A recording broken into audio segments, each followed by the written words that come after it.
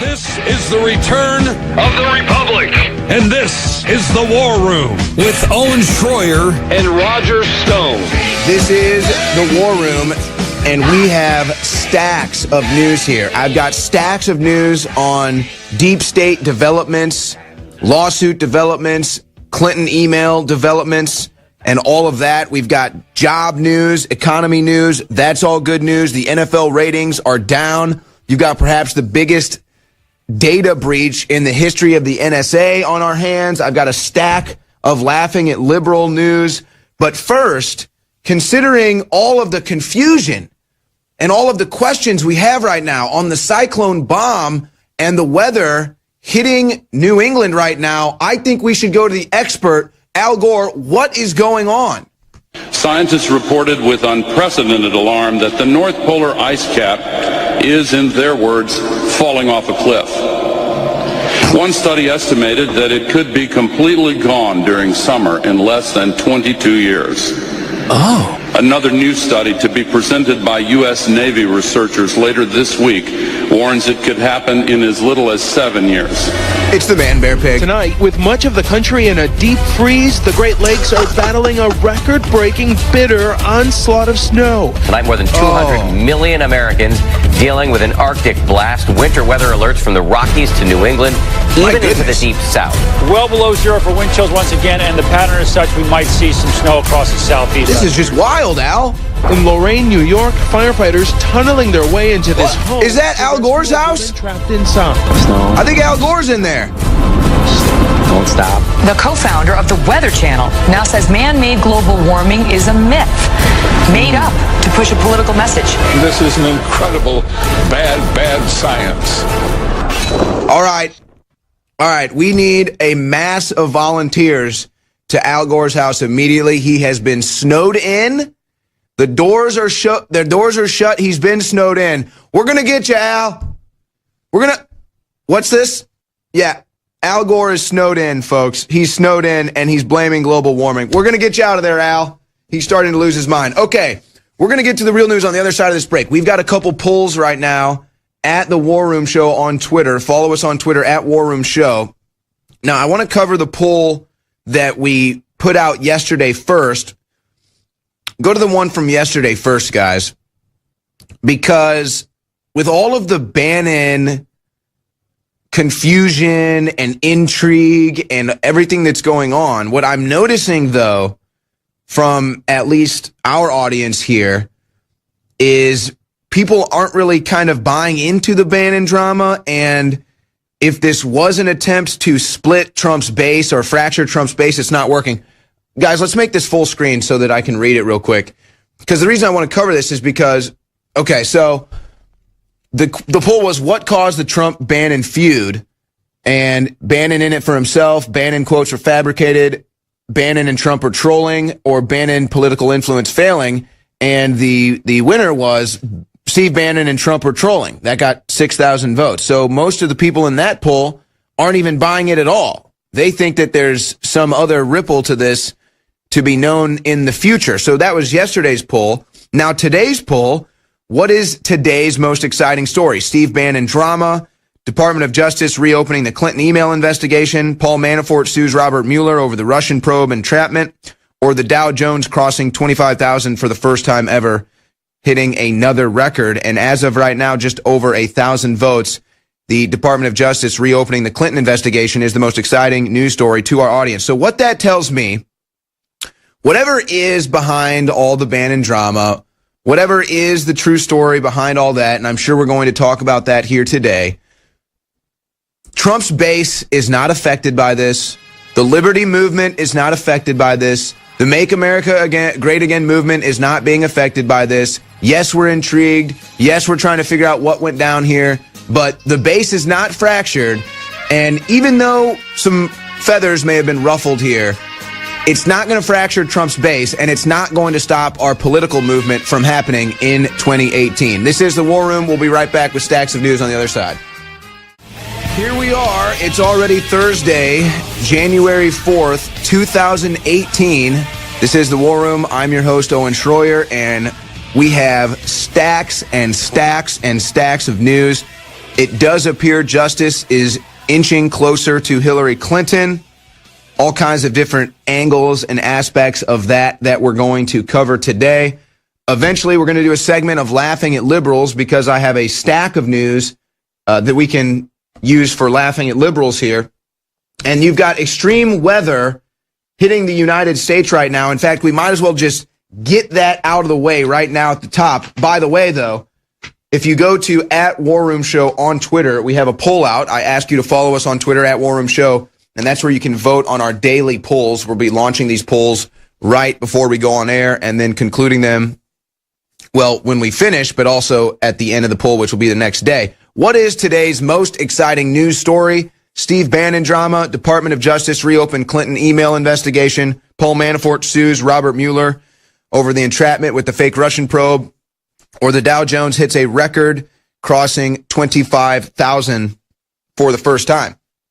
So those are the options for today. We ask that you vote, and that's how you can kind of have a say in where our coverage goes. But just to get this out of the way, we were trolling Al Gore in the first segment. I'm never going to stop trolling Al Gore because, well, he's a complete moron and somehow was the vice president of America. But you've got the cyclone bomb, they're calling it, this winter storm that's hitting the Northeast right now. It's bringing record colds to many areas, record snowfall to many areas. National Weather Service is warning you could get up to 18 inches of snow in Boston. In other, well, sort of weather-related events, I guess just events like an earthquake, a volcano, Mount St. Helens, an active volcano, had 4 times as many earthquakes than usual last month. So is that a sign of things to come at Mount St. Helens? And then you also had a 4.4 earthquake hit the Hayward fault line in San Francisco yesterday. So we'll continue to maintain that. And that just gets that out of the way. But we had a caller call in yesterday asking, it's kind of strange. I mean, is all of this snow a real story? Is it really that big of a thing? Or has this become a story because the global warming narrative is such a failure? Is it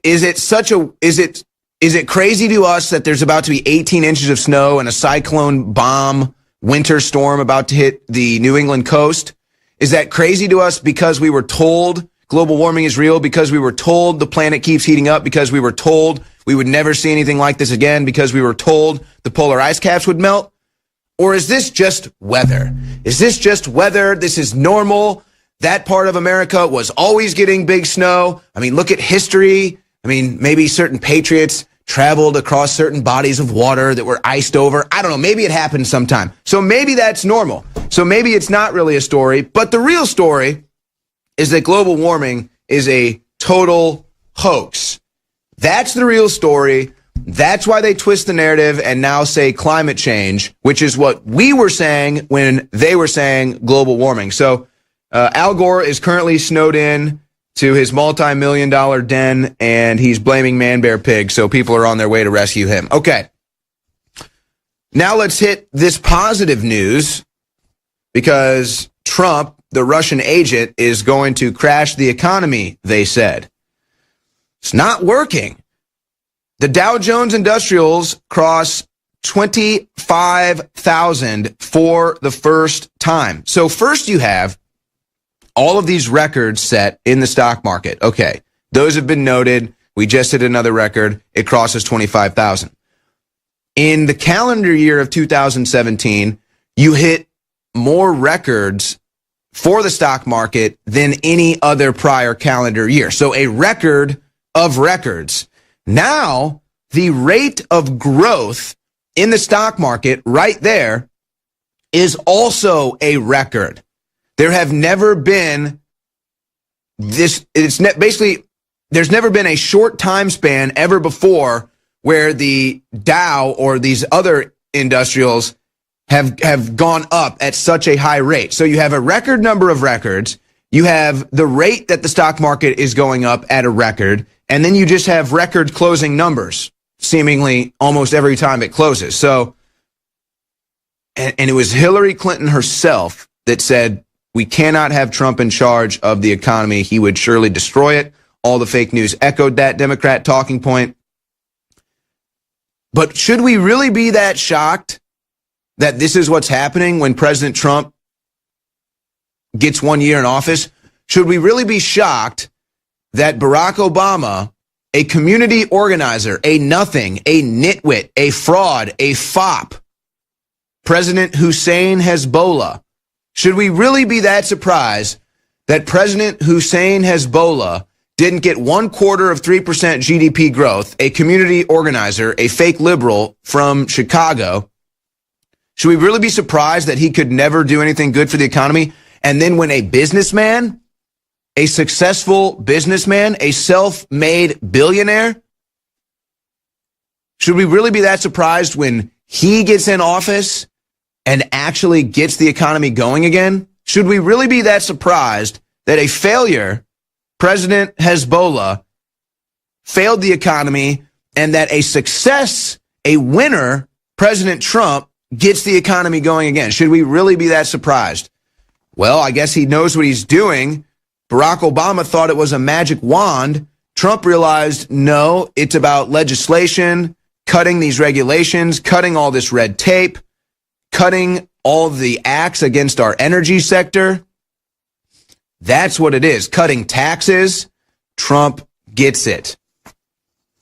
U.S. private sector adds 250,000 jobs in December versus the 190,000 estimated. I think there's only been like 2 months, and I'm going off the top of my head here. I think there's only been 2 months where the private sector jobs added did not reach the estimate.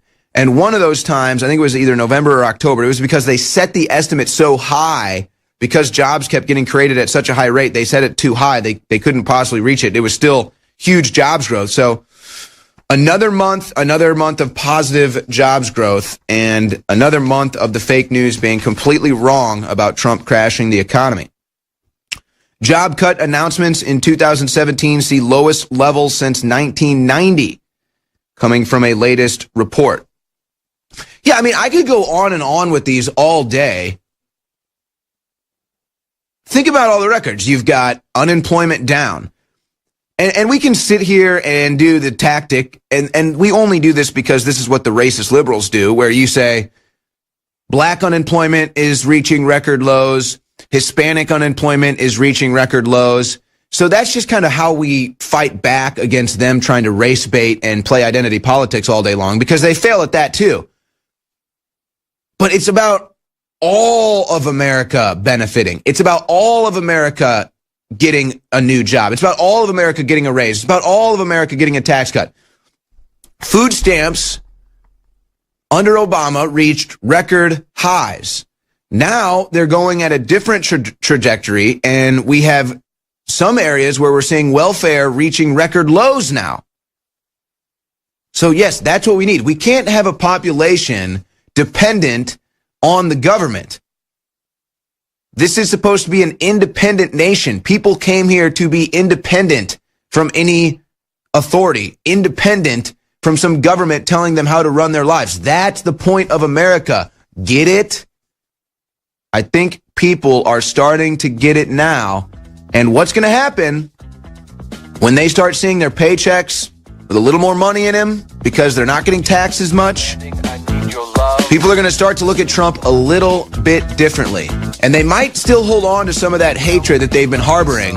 But when they get to the poll and they think, man, I really liked making more money this year, Trump is going to win in a landslide in 2020, folks. It's not even going to be close. Well, you take a knee and then you take a nosedive in the ratings. NFL TV viewership takes heavy hit again in 2018, and this is a larger hit than they've taken in any of the previous years where they were taking marginal hits. Now they take a very large hit to their ratings, and that's the bread and butter. That's why teams were moving to Los Angeles. It's all about TV ratings. If the TV ratings are going down, that's going to be a major issue. That's what you get for taking a knee during the national anthem. Not a good public image. Oh, but if you wear cleats that mimic Christmas Santa Claus hats, then you get fined. Okay, that's where the NFL stands on that. How about this headline here? Chinese President Xi Jinping orders army to prepare for war in chilling footage. Now, I've always said this. North Korea is not the real threat. China is. North Korea is basically a junkyard dog for China. And Trump, I believe, is aware of this, and that's why he calls China out for sending oil into North Korea. But now the U.S. military is doing jungle training. Obviously, you've seen what's been reported about what's going on in North Korea, where they launch. I shouldn't be laughing. It's just, I mean, it's kind of indicative of the state they're in, where they launch a missile and hit themselves. I mean, think about that. Nobody wants World War III. At least nobody here. No, I don't think any general population wants World War III. But you know somebody does. And Xi Jinping is now ordering his army to prepare for war. All right, we're going to be joined by John Rappaport coming up in the next segment. Tyler Nixon will also be joining us in the third hour. I've got a stack of news here, but we're going to knock this out in a full self-contained segment, so we'll probably do that.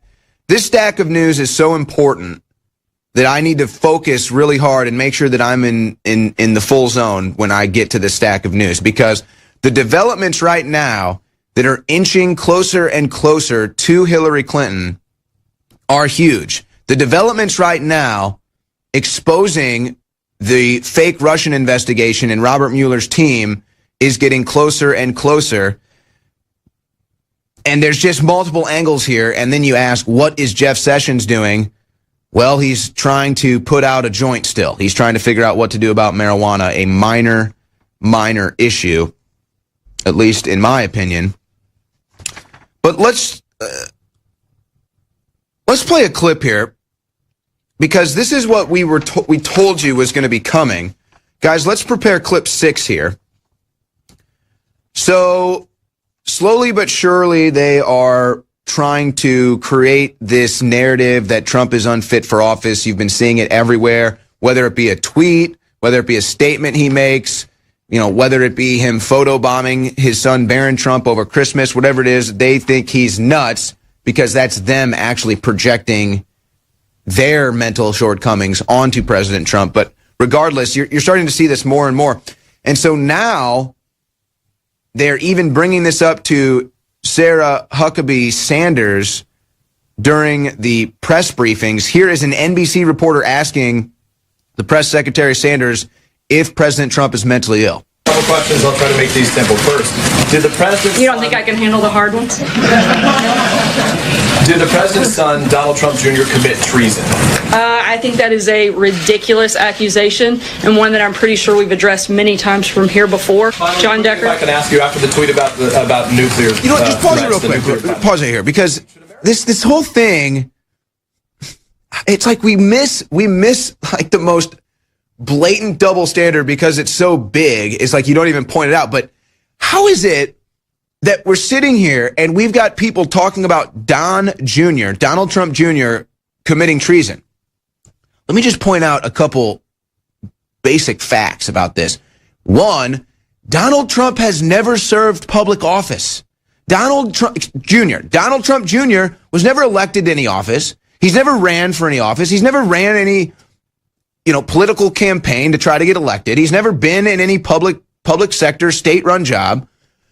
So how is it we're all, well, not, but all these people are saying, treason, Trump Jr., treason. Look at what the people that actually worked in our government were doing. I mean, it's so crazy. You just ignore it. It's so crazy. It's like, oh, Don Jr., treason. And you're just like, right, okay. you do realize what Barack Obama was doing with Operation Fast and Furious, covering up for Hezbollah, sending cash over to Iran. Nothing treasonous there, though. What about Hillary Clinton? You know, he came, he saw, he died. Uranium One deal. List goes on and on. No treason there, though. But Don Jr. has a meeting with a lawyer while he's not even serving any public office. That's treason, though. It just, these racist liberals really show their true colors as complete partisan hacks when they ignore these double standards. All right, so now let's go back to this reporter about to ask Sarah Sanders if Trump is mentally ill. Be concerned about the president's mental fitness, that he appears to be speaking so lightly about threats regarding a nuclear button. I think the president and the people of this country should be concerned about the mental fitness of the leader of North Korea. He's made repeated threats. He's tested missiles time and time again for years. And this is a president who's not going to cower down. North Korea hit themselves.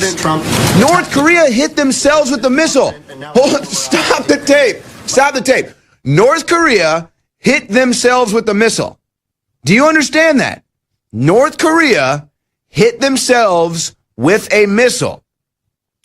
Donald Trump is not the one that's mentally ill in this exchange. All right, let's finish this clip. And now his former ally, Steve Bannon. By attacking critics and key institutions in our democracy, isn't the president engaging in authoritarian behavior? Not at all. The president is simply responding often to news of the day. I think if the president can't respond aggressively to an individual like the leader of North Korea that continues to threaten Americans, then that's a dangerous place that we don't want to go down. Authoritarian behavior. So Trump gets into a Twitter spat with Kim Jong-un, and then you compare those two, and American liberal media is reporting that Trump is the one that's mentally unstable and that Trump is the authoritarian. Can you even write that? You could write that into a script and pitch that as a movie idea, and people would think you're nuts because it makes so little sense. But that's what you get from liberal media in America between Trump and Kim Jong-un. Trump's the one mentally ill, and Trump's the authoritarian when being compared to Kim Jong-un. All right, John Rappaport is going to join us on the other side. He's got news on some vaccines that he wants to report on, so you're not going to want to go anywhere. John Rappaport, No More Fake News on the War Room right after this break.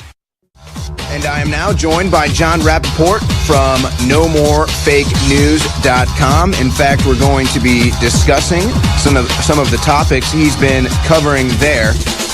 First, John, I want to get into your story from just before New Year's. Contaminated chemo drugs, the FDA, and chemical warfare against the public. Now, I've always felt that chemotherapy was not the answer for curing cancer. In fact, many studies show that it makes it worse. But in this story, you highlight a complete another layer of this, where not only could it be that these chemo drugs aren't working, but after the FDA already realizes they're toxic, they're still sending chemo drugs into the market that the FDA already knew is toxic. Exactly. The company's called Fresenius. It's a big pharma company, healthcare in Europe. They have manufacturing facilities around the world, and they manufacture components of chemo drugs. So this is twice now that the FDA has discovered that the company has been lying and defrauding and endangering the public, because the company does tests on their assembly lines to see that the drugs, aka chemo poisons, are pure poison, right? Yeah, we got to at least give you the clean poison. You know, we don't want the poison to be toxic. Yeah. Exactly.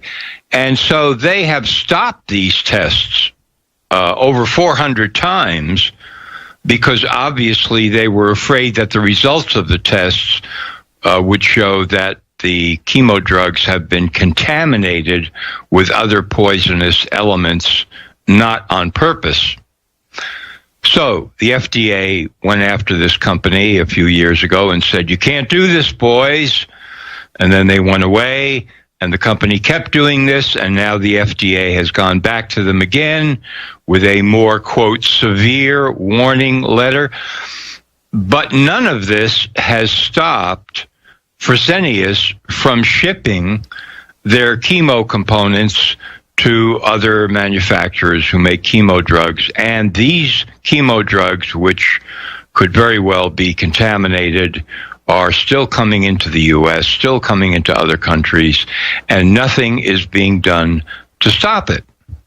So this is an incredible scandal that's being reported, sort of lightly here and there by the press, and certainly is not targeting the FDA as it should, because the FDA is committing a major, major crime against the public by not shutting down this company and by not shutting down their ability to export these chemo drug components into the United States.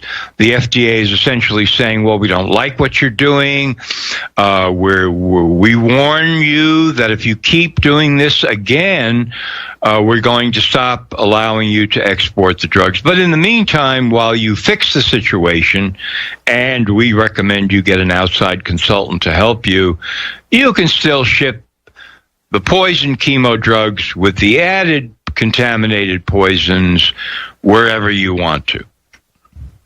And this isn't the first time that the FDA has been found to do something like this. You've had actually many stories where a drug will be found contaminated and it still gets put out for sale. It still makes the shelves and nothing is done about it. I don't see how there's not an open investigation into the FDA and the influence peddled over the FDA by the likes of Monsanto, as you mentioned, this Fresenius company, and any other big pharma company that wages their financial power over the FDA. I mean, this is unacceptable. The American people should be up in arms about this. Absolutely. In the same article that you just highlighted that I wrote, I gave some quotes from an interview that a reporter named Martha Rosenberg did with an employee of the FDA several years ago. His name was Ronald Kavanaugh, okay?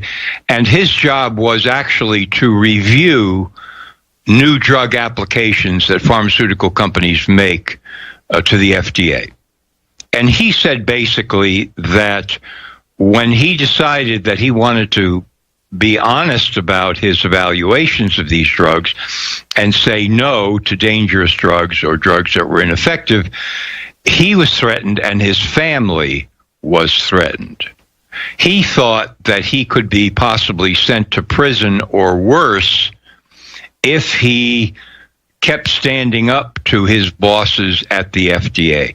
So what we're looking at there is a complete mafia operation, a rogue FDA agency that's been out of control for decades and decades and decades. In fact, when I ran for a seat in the U.S. Congress in 1994, one of the major items on my platform was the FDA is a rogue criminal agency. The whole thing needs to be disbanded and start all over again. And that was 94. Imagine 94. What it's ballooned into now. Exactly. It's if it was out of control then, it's completely out of control now. And we're talking about the phrase the press likes to use is holdovers from one administration to another. But this doesn't tell the story. These bureaucrats at the FDA who have private deals and are colluding with pharmaceutical companies, they are permanent. They stay there. They don't go anywhere. From administration to administration, it's their career forever. And so it's a mafia operation. It really always has been. And you're absolutely right. I mean, people should be out in the streets. This whole operation needs to be completely curtailed, disbanded, thrown out. Criminal prosecutions have to result. People go to prison for very long terms. And then maybe you can start over with something that's really sensible. Well, I heard a tape of Donald Trump that was secretly recorded talking about, touching women. I don't have time to protest the mass poisoning of an entire society. I don't have time for that protest. That's no good. But, it's amazing to me as we sadly joke about this. You have Jeff Sessions, who is obsessing right now, trying to, I guess, stop marijuana from getting legalized or decriminalized or whatever it is. That seems to be his obsession. I mean, it seems like all the time that's all he's talking about or doing. Look at the numbers. How many people die a year from marijuana? A handful, maybe, and it's probably from, poisoned marijuana, which gets into the hands of an end user because it is illegal and on the black market, versus how many people die a year from big pharmaceutical drugs. I forgot when we crossed the threshold, John, you probably remember this, but just a few years ago, the CDC's own numbers released, they crossed a threshold, more people dying from opiates and serotonin reuptake inhibitors than heroin, cocaine, and some other hardliner drug, I think maybe meth or something. All three of them combined, more people are dying from big pharmaceutical pills. Yeah, the study that I always cite is July 26, 2000, Journal of the American Medical Association. And that's a conservative estimate by Dr. Barbara Starfield, Johns Hopkins School of Public Health. I've interviewed her. 106,000 people a year in the United States die from FDA-approved pharmaceuticals properly prescribed. That would be 1 million people per decade. 1 million per decade. And I asked Dr. Starfield, has the federal government ever approached you to help them deal with this? No. Has the federal government ever mounted a program to remedy this ongoing tragedy? No, was her answer. This goes on and on and on. And every government official who's aware of this, and many are, believe me, are complicit in the crime, the ongoing crime about... And I think that's because Big Pharma has become part of the embedded deep state. This is one of the vaccines that the establishment tries to push on us every season. They do advertising campaigns all over the major sports leagues, all over schools. It's everywhere. Get your flu shot. But the strange thing about it is that they admit that it's not effective. They admit that by the time they get the vaccine out there, the flu virus has already changed and evolved into something that they aren't prepared for. Yet they still push it knowing it's ineffective. And so here we are, John. Another year goes by, another season where they talk about the flu virus, they talk about the flu vaccine, they push the flu vaccine, and then everyone that gets the flu vaccine ends up getting the flu. Well, when will the flu vaccine myth be finished? I mean, this is truly a myth. Yeah. One of the big parts of the myth was exposed in the British Medical Journal a few years ago. In fact, I'm just about to post a piece on this now because we're being told, the flu is spreading to 37 states, et cetera, in America. Every year, hundreds of thousands of blood samples, or rather respiratory samples, from so-called flu patients are sent to labs for analysis. And the overwhelming percentage come back with no sign of flu whatsoever. This is boggling to people, but it was exposed by Peter Doshi in the British Medical Journal online. And what it means is that your typical flu symptoms like fatigue and fever, chills, etc., cough, these symptoms can be caused by a whole variety of different things. And doctors generally say, well, this is the flu, this is the flu, this is the flu. The CDC adds up all kinds of numbers and claims that they know that there are so many cases of the flu. But this is a complete lie. Because, again, overwhelmingly, when you send samples to labs, they come back with no sign of any flu virus whatsoever. And yet these people are all being diagnosed with the flu. So if you think that the flu vaccine can actually work, even if you believe, in the vaccine and you believe in vaccine theory, it can't possibly work in the overwhelming number of cases because the people don't have the flu to begin with. So unless pigs can fly, this is not going to work. But yet, as you say, every year there's this massive push, and there are people who say, well, I don't want to get the flu vaccine. Okay, well, you can't work here then. It's completely insane. And again, people should just simply rise up and say, you don't know what you're talking about. You're an idiot. You believe the talking heads on mainstream news.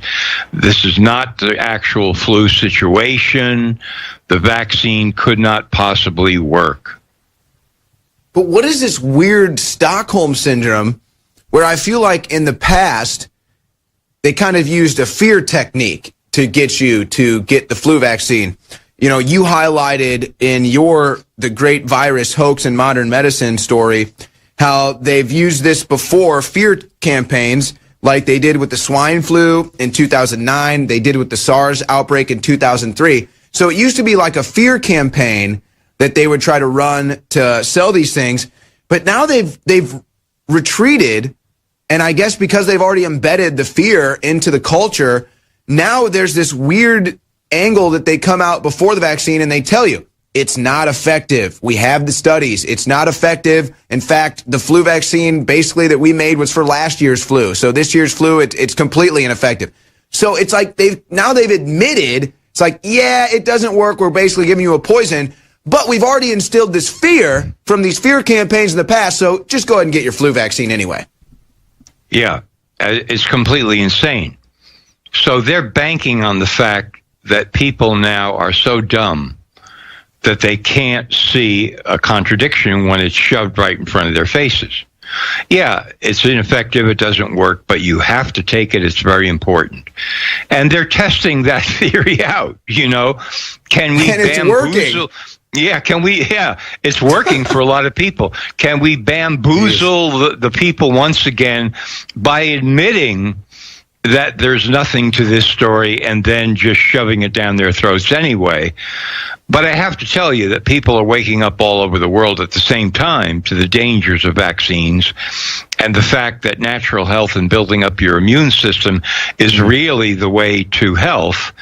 And no matter what governments do to try to cut off people's access to natural health and all that means, they have been failing gargantuanly, and you can see, even analyzing the economic figures in terms of what people spend on natural health, that this is growing by leaps and bounds because people just don't believe what they're being told anymore by governments and public health agencies. Well, I'm trying to figure this out, where we go from here. I haven't seen this story yet, John. Maybe you can enlighten me on this. Has anyone released a study or a survey of the actual numbers of flu vaccine sales? Are they going up? Are they going down? Are they remaining neutral? We know that most of the people that make and manufacture these vaccines already have a deal and a contract where they're going to make X number of vaccines anyway and get paid. That's how Big Pharma works. That's how they get their money. But what about the actual sales? What about the people pushing them? What about the actual consumer? Are numbers up? Are they down? Have you seen any reports indicating that? I've seen no studies, because you're putting your finger on something very important here. No studies that are detailing the number of people basically who are taking the vaccine, because that's what you want to know. Is that number going up or is it going down? And because I see no significant stories about that, I have to assume that it's not going up, that it's probably going down, and they would not like people to understand that, because that would indicate, okay, loss of faith. I mean, people have to understand, the CDC, the Centers for Disease Control, they hold conferences where they discuss how are we going to push these vaccines? What are we going to do? These are marketing and PR conferences. And they talk about, okay, we have to instill fear. We have to exaggerate the fear. This is on the record. I mean, I'm not just making this up. We have to exaggerate the fear. We have to talk about death, potential death. And let's keep in mind when you talk about big pharmaceutical companies, they send a lot of advertising dollars through these mainstream television networks. So you've got another situation where they know, hey, we're funding you and we need you to kick us back a little fear campaign. Give a little fear mongering on the air. That'll give us a little kickback. You bet. Robert F. Kennedy Jr. made a tremendous quote he had a discussion with Roger Ailes, who was the head of Fox News at the time. And Kennedy said, why is it that I can't get on the air to discuss my book, which is about toxic mercury in vaccines? I mean, I can't even talk about it. I can't mention it. Nobody will have me on. And Ailes said, listen, 70% of our advertising comes, as far as the news goes, from pharmaceuticals. And if anybody on my news channel had a person like you on, and these were friends, these two guys were friends, I would fire them the next day because that's where our money comes from. So the pharmaceutical companies basically control mainstream news. And if you don't think so, just watch a little television and see how many drug ads are now spread out across the spectrum. They're everywhere.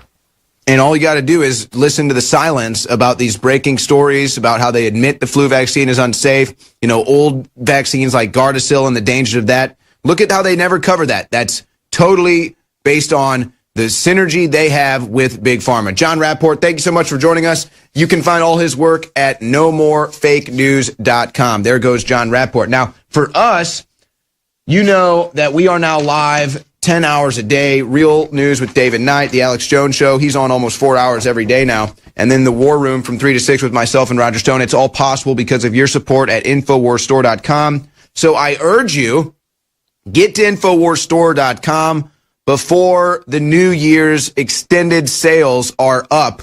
That includes half off. That's 50% off some of our top sellers like Super Male Vitality, Brain Force Plus, Survival Shield X2, Vitamin Mineral Fusion.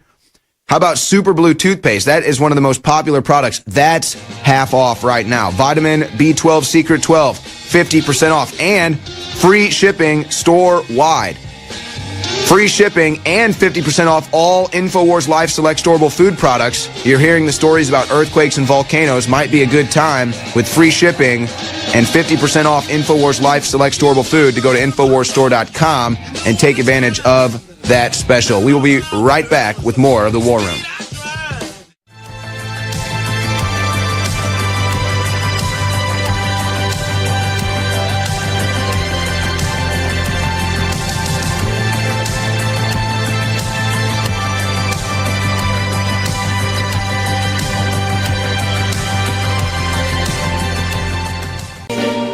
Yes, I've been living inside of you, but I guess it's time I set me free, and there's nothing that you can do. I hope you can see. I can't seem to keep people around me, cause I'm scared that they might know the truth all about me. Then they might doubt me, there's no other route. I wanted to shout, but it's too late now cause I'm drowning. Got two-faced like I'm a clown, man. Life is too great, no, it's astounding. I'm in good shape, ma, but you know that I'm growling like a cup in a cage. I can't cope with this hopelessness, though I try to be open and go with it, but I'm soaking in the pain like a rain never stop flowing in. As I'm floating in a glowing river through a golden gate, trying to motivate. Yeah, I do my fucking best, but there's two voices in my head, I just can't. I just hope you can see me. Yes, I've been living inside of you, but I guess it's time I set me free, and there's nothing that you can do. I hope you can see me. Yes, I've been living inside of you, but I guess it's time I set me free, and there's nothing that you can do. I hope you can see. Babe, what you wanting like this? You be fine, trust me, just in time we get along. No, leave me alone. Why, yes, can you see that you are alone, big? We're now sitting in our own throne, big. We need nobody, can you see it through? But it's not you whom I should be listening to. Guess what, big? Nobody fucking needed you. No, and nobody fucking needed me. Yeah, they never needed us. Like when they nailed Jesus up, there's no fucking happen that they don't believe in us. But they my friend, I'm the only one that you can trust. Yeah, god damn it, you an idiot. Go online, be a slave for the media. And you forgot what your father said. Are you serious? Look at yourself, big. You fucking idiots. Yes, I've been living inside of you. But I guess this time I set me free. Oh, I love you. There's nothing that you can do. Funny guy, always I see. I know you can see. Can you see me? There's no one else. Yes, I've been living inside of you. You have to accept it. But I guess this time I set me free. And there's nothing that you can do.